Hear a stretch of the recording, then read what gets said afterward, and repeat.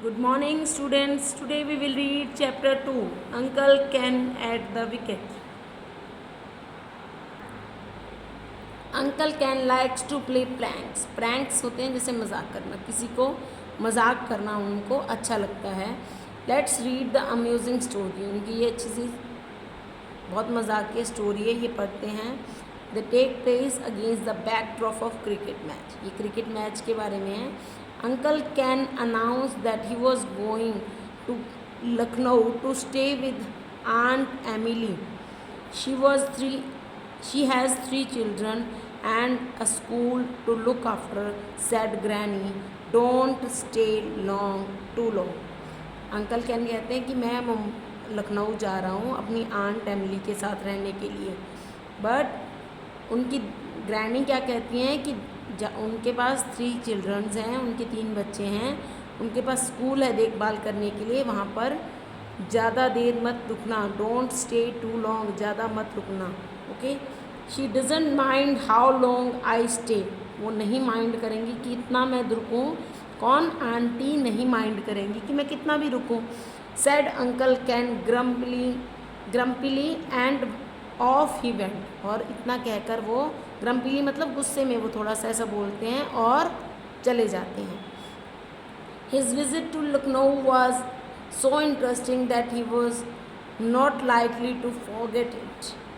उसकी जो विज़िट थी लखनऊ के लिए ये बहुत ही इंटरेस्टिंग थी, वो उसको भूल नहीं पाता. Okay. When uncle Ken got down at Lucknow station. जैसे ही अंकल कैन जो हैं गॉट डाउन नीचे उतरे, एट लखनऊ स्टेशन पर नीचे उतरे. A large crowd gathered around him. Large crowd मतलब बहुत भीड़, गैदर्ड मतलब इकट्ठा हो गई, अराउंड हिम उनके आसपास एक बहुत भीड़ इकट्ठा हो गई. Everyone waving to him and shouting words of welcome in Hindi, Urdu and English. Before he could make out what it was all about, he was smothered by a garland of marigold. अब क्या हुआ? जैसे ही वो station पर नीचे उतरे बहुत सारे लोग उनके पास आ गए. Everyone was waving to him, उनको वेव कर रहे थे. And shouting words of welcome, और उनके लिए वर्ड्स बोल रहे थे. शाउटिंग चिल्लाकर उनके वेलकम के लिए वर्ड्स बोल रहे थे. इन हिंदी में, उर्दू में एंड इंग्लिश में. Before he could make out what it was all about. इससे पहले कि वो कुछ पूछ पाते कि ये किस बारे में है. He was smothered by garland of marigold. उनको कवर कर दिया. स्मूदर्ड मतलब मालाएं पहना दी उनको बहुत सारी. स्मूदर्ड कवर कर दिया.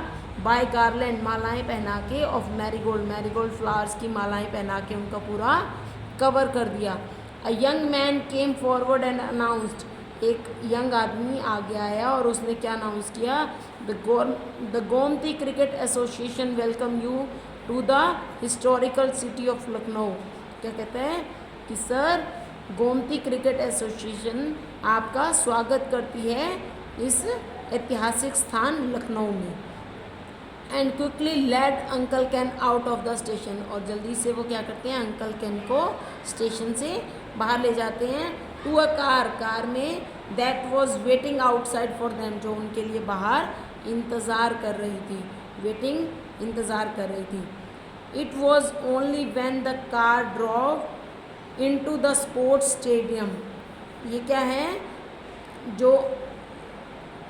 जब अंकल ये कार जो है कहाँ जा रही है? Sports stadium. That uncle Ken realise that he was expected to play cricket match. Uncle Ken को लगा कि मुझे शायद इनको लग रहा है कि मैं क्रिकेट खेलूँगा. This is what had happened. Bruce Hallam एक क्रिकेटर का नाम है. द फेमस इंग्लिश क्रिकेटर है वो. वॉज टूरिंग इंडिया, जो इंडिया के टूर पर आए थे. Had agreed to play in the charity match at Lucknow. उन्होंने क्या कहा था कि वो मान गए थे क्या कि वो चैरिटी के लिए लखनऊ में एक मैच खेलेंगे.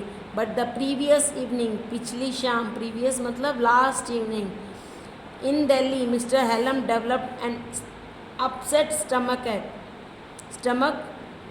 And so he was not able to get up in time to catch the train. अब क्या हुआ, पिछली रात उनका कुछ मिस्टर हेलम की क्या हो गया, उनके पेट में कुछ प्रॉब्लम हो गई। So he was not able to get up in time, वो जल्दी से सुबह नहीं उठ पाए and to catch the train, train पकड़ने के लिए वो सुबह जल्दी से नहीं उठ पाए। अ टेलीग्राम वॉज सेंड, उन्होंने क्या किया, टेलीग्राम सेंड किया टू द ऑर्गेनाइजर, ऑर्गेनाइजर्स मतलब जिन्होंने वो मैच ऑर्गेनाइज किया था उनको, ऑफ द मैच इन लखनऊ, जो ऑर्गेनाइज़र थे जिन्होंने लखनऊ में मैच ऑर्गेनाइज किया था, उन्होंने उनको क्या किया, टेलीग्राम किए। बिकॉज उस टाइम में फ़ोन नहीं थे इतने, तो उन्होंने क्या किया था, टेलीग्राम के थ्रू मैसेज किया था। But likely many a Telegram पर जैसे कि बहुत सारे टेलीग्राम्स होते हैं, इट डिडंट रीच, ये भी नहीं पहुंचा।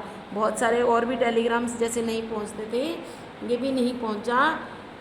इट्स डेस्टिनेशन मतलब जगह जहाँ पे वो चाहते थे कि पहुँच जाए, वो कहाँ चाहते थे कि ऑर्गेनाइज़र को पता लग जाए कि मिस्टर हेलम जो है वो मैच खेलने के लिए नहीं आ पाएंगे। The cricket fans of Lucknow had arrived at the station, क्योंकि टेलीग्राम तो पहुँचा नहीं, तो अब क्या हुआ, जो क्रिकेट के फैंस थे वो कहाँ पहुँच गए, लखनऊ स्टेशन पर, in drove to welcome the great cricket, किसका, उनका स्वागत करने के लिए, उनको लाने के लिए, ग्रेट क्रिकेटर को लाने के लिए। And it was strange coincidence, ये कॉन्सिडेंस मतलब थोड़ा सा जैसे कह सकते हैं ना, एन एक्सीडेंटल, क्या हो गया, ये एक्सीडेंटल हो गया कि जो वो हैं, that uncle Ken bore a startling remarkable, मतलब बिल्कुल वैसा ही, उनके जैसा ही, रिजेम्बलेंस टू ब्रूज हेलम, उनकी जो शक्ल थी, उनकी रिजेम्बलेंस थी, उनकी जो अंकल कैन थे वो कैसे दिख रहे थे, बिल्कुल ब्रूज हेलम जैसे दिख रहे थे। Even the ballot patch on the crown of his head, और जो उनके सिर पर जो गंजे थे वो भी बिल्कुल वैसे ही थे जैसे ब्रूज हेलम थे। Hence the muddle and of course Uncle Ken was always happy to enter into the spirit of muddle. Uncle क्या थे, बहुत कन्फ्यूज़न में थे, बट अब अंकल कैन को क्या था, ऑलवेज हैप्पी, हमेशा खुश होते थे, enter into the spirit of muddle, confusion में एंटर करना उनको क्या था, अच्छा लगता था। Having received from Gomti cricket association a rousing reception and a magnificent breakfast at the stadium, he felt that it would be very unsporting on his part if he refused to play cricket for them.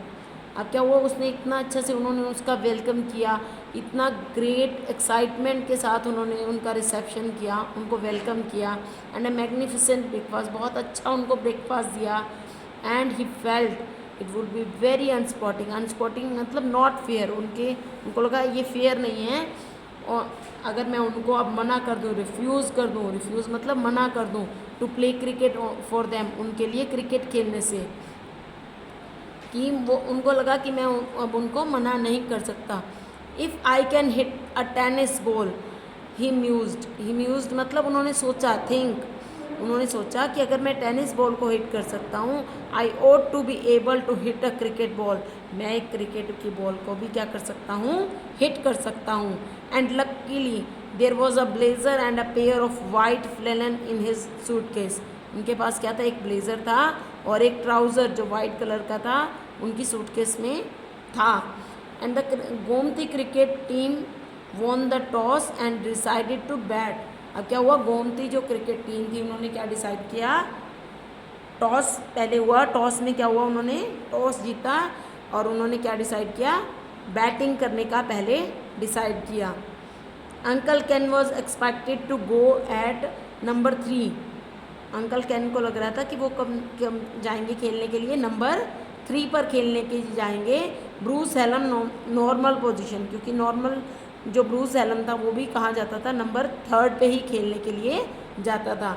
He soon found himself walking to the wicket, जल्दी ही उनको क्या पता लगा कि उनको ही first number पे खेलने जाना है, तो उन्होंने वो पहले ही चल पड़े। Wondering why the earth on no one had as yet invented a most comfortable pair of pad। उनको लग रहा था कि जो उनकी पैड्स हैं बहुत कंफर्टेबल हैं, और इससे पहले जैसे कभी हुई ना हो।